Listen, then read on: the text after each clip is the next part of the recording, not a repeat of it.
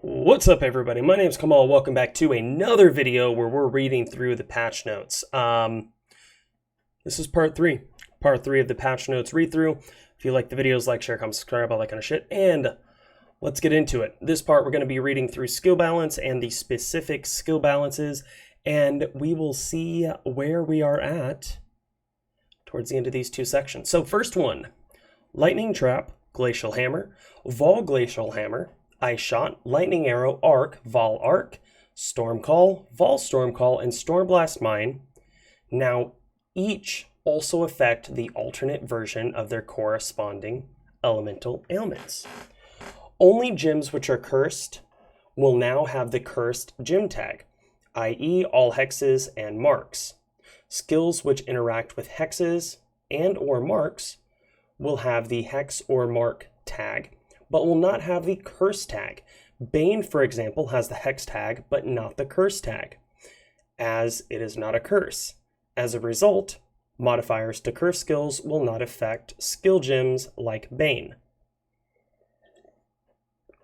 That only makes sense, guys. That only makes sense. All right, so we have specific skills that are being balanced. Ball Lightning. Ball Lightning now has a radius of 18, down from 22.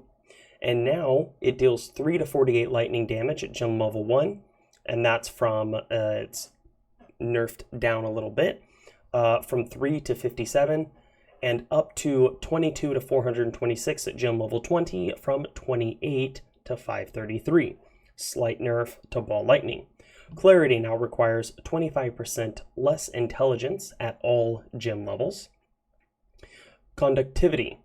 Curses now applied by casting this spell, now gain 10 doom per second. Now causes hexed enemies to have a 25% chance to be shocked at all gem levels, from 10 at gem level 1 up to 14 at gem level 20. So that's just an overall buff to the shock chance. Despair.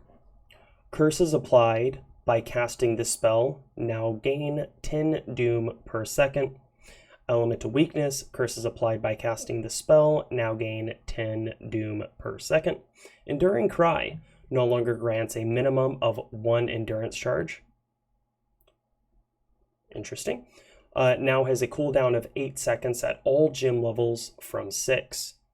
So that seems like it's been hit a few times with the nerf hammer. We have Enfeeble. No longer causes cursed enemies to have reduced critical strike chance or critical strike multiplier. Curse is now applied by casting the spell, gain 10 doom per second, and now gains additional radius as the gem levels up to plus 10 at gem level 20 from plus 7. Now gains 1% increased increased effect of curse, there we go, per 2% gem quality. Previously granted 1% reduced accuracy per 5% gem quality, and 1% reduced critical strike chance per 2 gem quality. Flammability. Curses now applied by casting this spell, gain 10 doom per second. Now causes hexed enemies to have a 25% chance to be ignited at all gem levels, and that is going up from 10% at gem level 1 up to 14% at gem level 20. Frostbite, same idea. Curses applied by casting this spell, now gain 10 doom per second, and now has a 25% chance to be frozen, or enemies hexed have a 25% chance to be frozen at all gem levels from 10 at level 1 up to 14% at level 20. Phase Run. No longer grants reduced visibility to enemies, now grants plus 100% increased stealth at all enemy levels. Precision no longer has a strength requirement, now requires 22 dexterity at gem level 1 up to 119 dexterity at gem level 20. Temporal Chains. Curses applied by casting the spell gain 10 doom per second. Now gains additional radius as the gem levels up to plus 10 at gem level 20 from 7. Now gains plus 1 increased effect of curse per 2 gem quality. Previously caused normal and magic enemies to have 1% less action speed per 2% gem quality. And once again, with temporal chains, that means that this even works on bosses now. Vulnerability. Vulnerability no longer causes attack hits to have a chance to maim cursed enemies, no longer causes cursed enemies to take increased physical damage from damage over time. Curses applied by casting this spell now gain 10 doom per second, and now causes ailments inflicted on cursed enemies to deal damage 20% faster. That could be decent. Could be, potentially. Vol skill balance. Vol impurity of fire, ice, and lightning no longer grants reduced damage taken of their respective damage types, now instead grants plus 5% to their respective maximum resistances at all gym levels. So instead of taking less damage, you just get bonus resistances.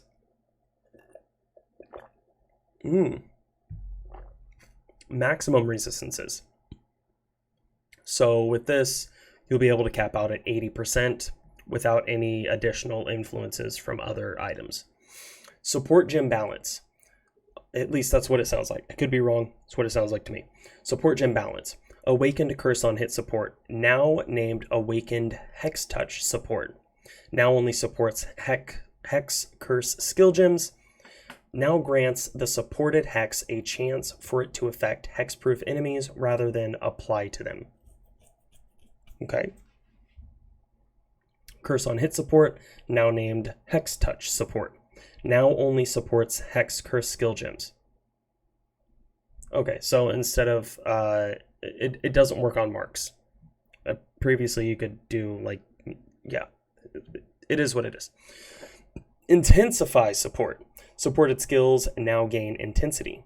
Supported skills now deal 13% more area damage per intensity at gem level 1, up from 10%, up to 22% at gem level 20 from 16%. So a little bit of a nerf on, or no, never mind, that's a buff on both ends. Supported skills now have 15% less accuracy or less area of effect per intensity at all gem levels and that's going up from 12. So kind of a nerf on that end. And you can now have 3 maximum intensity by default from 4. This is no longer tied to a support gem, as skills such as Crackling Lance can utilize intensity. Deathmark support, and that is Deathmark support, now named Predator support, renamed to Predator support to signify that it is not a mark skill.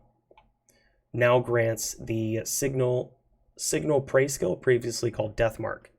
Okay, so it seems like it should be the same exact thing, just named differently. That's at least what it's seeming like to me. And then we have Spell Slinger support, and that is now has a cooldown of 0.6 seconds from 0.5 seconds.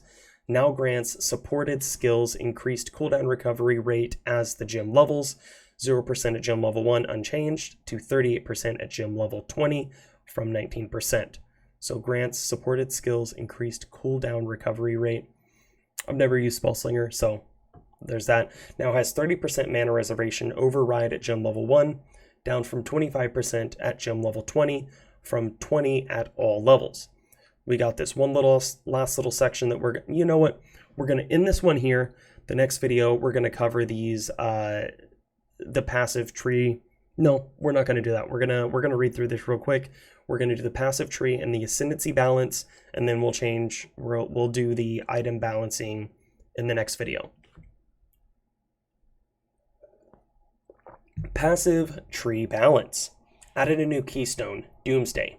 Causes hexes you cast to apply to an area, applying the hex to all enemies in it for over its duration. The hex area gains its maximum doom after a short secondary duration.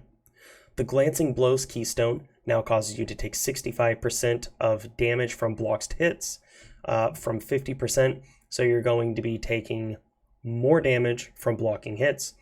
It has been moved so as to make it more difficult to acquire via a Thread of Hope jewel. The Divine Flesh keystone, obtained via the Glorious Vanity unique jewel, now grants +5 to maximum chaos resistance, down from 10.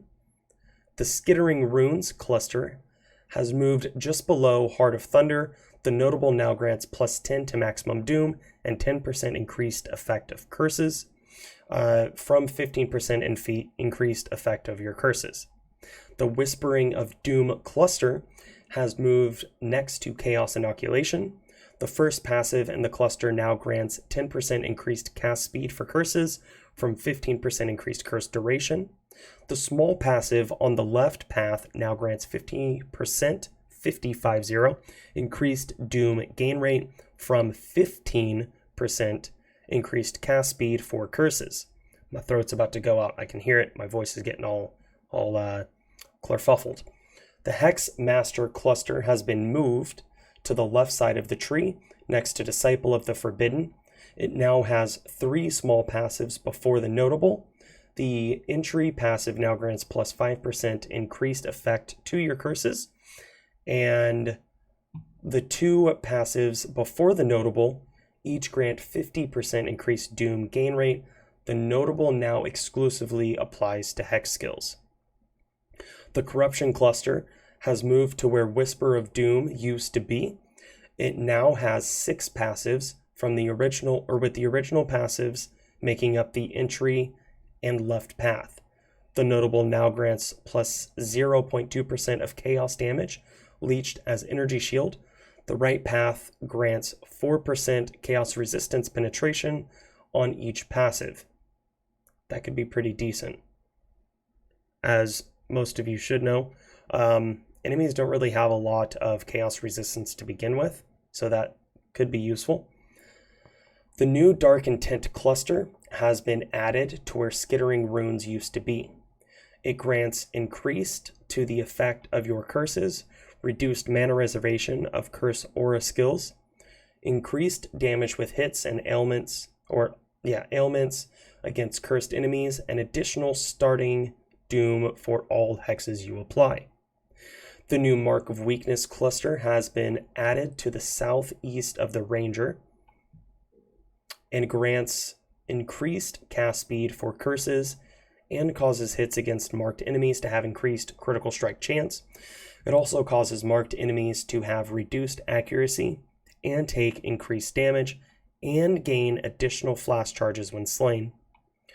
The new Marked for Death cluster has been added to the southeast of the Duelist. It grants increased effect of your curses, calling strike against marked enemies, and increases damage with hits and ailments against enemies marked by you. Next we have Ascendancy Balance.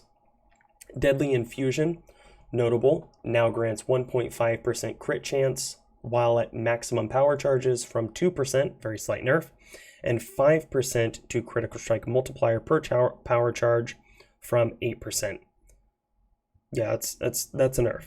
The small passive, which grants critical strike chance and multiplier, now grants 10% to critical strike multiplier from 15%. Once again, bit of a nerf. Necromancer, Mistress of Sacrifice, now causes your offerings to have 50% reduce effect on you from 25%. And Ascendant, the Necromancer path, now causes your offerings to have 50% reduce effect on you from 25%. So there we go. That is part 3 of our patch notes read through. In the next one, we're going to be covering some items, so make sure you stick around. I don't know if my voice is going to allow me to put this one out tonight. If I'm not able to put it out tonight, then I will definitely put it out tomorrow. In fact, I'm just going to go ahead and say these next videos will be coming out tomorrow. We'll try to finish up these patch note read-through series tomorrow. So yeah, thanks for sticking around. Thanks for checking out these videos. And as always, like, share, comment, subscribe. I'm out.